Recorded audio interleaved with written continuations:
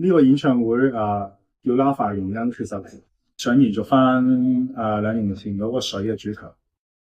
係因為其實水其實大部分呢個 topic 係可以包到好多嘢。係咁我就喺度諗緊用火，但係我又覺得我唔想淨係單純用火呢件事，我覺得我想完咗成個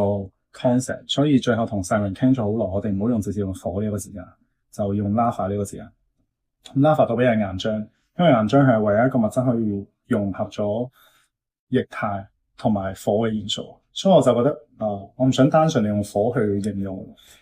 反而覺得係當每一個人喺生命嘅每一個階段入邊，你經歷嘅每一件事都會令你重生，但係同時間都唔好忘記你原有嘅一啲嘢，然後會承載住以前嘅嘢繼續去重生。呢一個演唱會本身喺音樂上面都有好多對立嘅一啲元素出現，例如我哋會用中樂、西樂去做一個對比，做一啲融合，係即係好似水火，大家會覺得唔可以相容。但係我哋想話俾大家聽嘅就係呢個生命入邊其實好多嘢大至到陰陽，